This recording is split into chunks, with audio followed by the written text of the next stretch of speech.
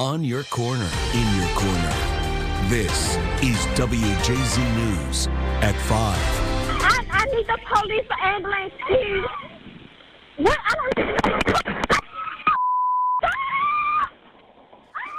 This is chilling audio from one of the many 911 calls in response to the Brooklyn Day mass shooting that took place 1 year ago today.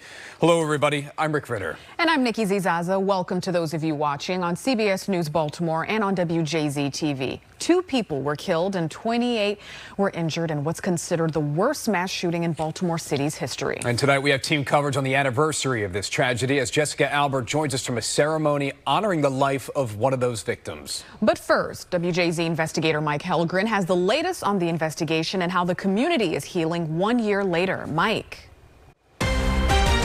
There's going to be a long road. There's going to be a long road, not just as we go from search and rescue. There'll be a long road as we talk about what does the future of this region, the future of the area look like. And we're going to need each and every one of you. Our coverage of the Key Bridge collapse continues, and we've been on air since early this morning as we follow all of these developments. So let's see this video that has been shared over and over around the world. It shows the collapse, which took place at just after 1:30 this morning. A massive search and rescue mission remains underway. At least 6 people are still unaccounted for in the waters of the Patapsco. And we have live team coverage this evening with crews spread out across the area. We begin with Rick Ritter near the scene in Pasadena with the latest. Good evening, Rick. As you can see behind me over my shoulder, that is what is left of the Key Bridge after that cargo ship crashed right into it. The feeling of disbelief, hard to take in and come to grips that this is the reality this community and this state is dealing with tonight. Live from Television Hill, this is WJZ Breaking News. Breaking news tonight at 7, we bring you brand new video in the aftermath of that house explosion in Southwest Baltimore. You're watching the moment firefighters actually dug through the rubble, tossing aside bricks and debris to rescue a person buried beneath what's left of a row home in Pigtown. And we continue to bring you live team coverage from the neighborhood. So Ava Joy Burnett and Kelsey Kushner are on the scene in Southwest Baltimore with a breakdown of what you need to know. First, let's hear from Ava Joy, who tells us one of those 3 injured is a 16-year-old girl. This is Breaking News. Well, as we come on the air this evening, we'll continue to follow breaking news. Right now at 6, the State House in Annapolis is under a lockdown due to a security threat. Police are searching the building with K-9 units right this very moment. Staff and community members inside are being told to shelter in place. Hello, everyone. I'm Vic Carter. And I'm Denise Koch. Welcome to WJZ's All Local News at 6. Now, we do have crews on the ground in Annapolis right now. We want to bring in Caroline Forback over the telephone. She's joining us. What are you hearing? I'm looking at about 3 Capitol Police cars. Armed officers are standing at every intersection that connects the State Circle right now. We are continuing to learn who Pavel Lapierre was and what those around the tech CEO thought of her. Rick joins us live in the studio with more. Rick.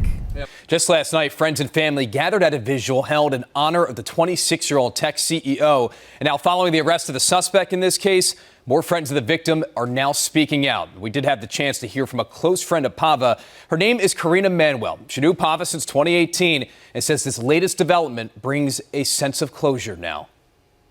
Knowing that this man is off the streets and cannot hurt somebody else is really a sense of closure. And we will all continue to be watching this story all the way through to the end to make sure and see what happens, because we all want to be accountable for each other. Well, an investigation is underway in East Baltimore tonight after a mass shooting last night.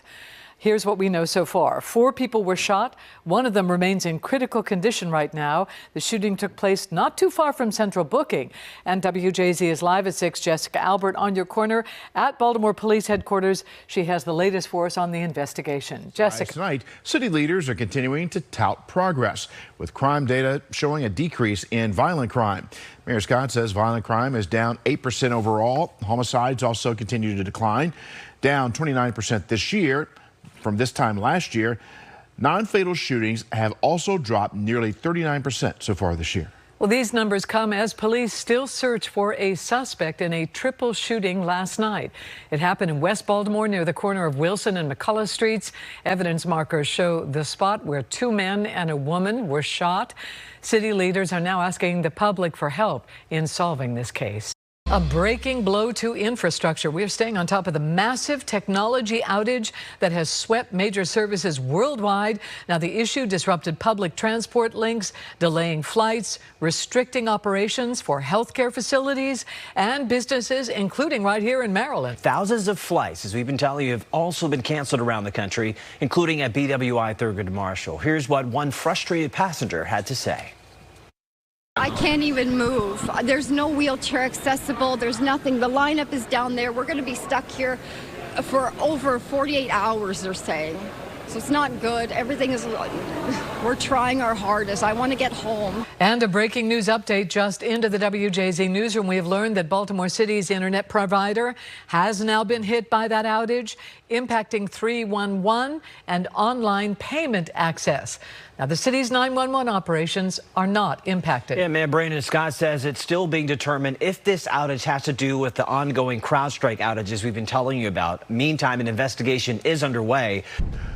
New at 6 tonight, actor Kevin Spacey is revealing he is millions of dollars in debt. The actor made the announcement during an interview with Piers Morgan that was posted on the Piers Morgan Uncensored channel.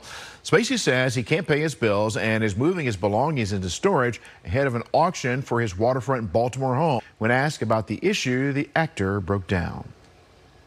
Where do you live now?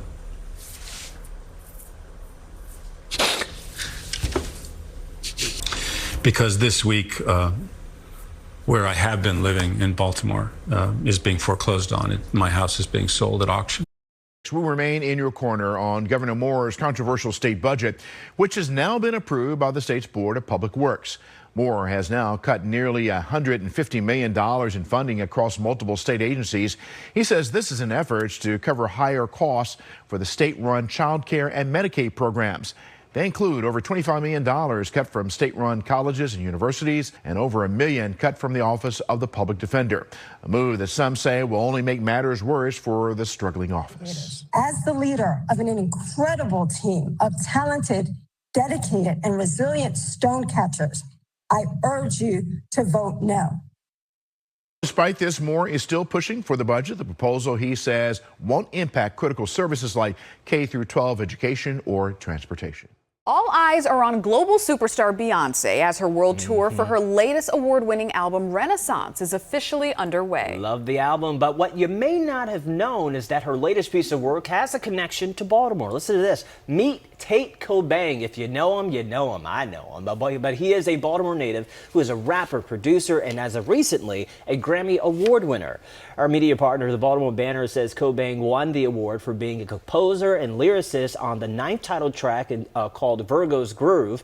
In an interview with the nonprofit, he said him and a fellow songwriter wrote the track for the artist around 3 to 4 years ago. This makes Beyonce's historic Grammy win for the Best Dance and Electronic Music earlier this year a win for Baltimore.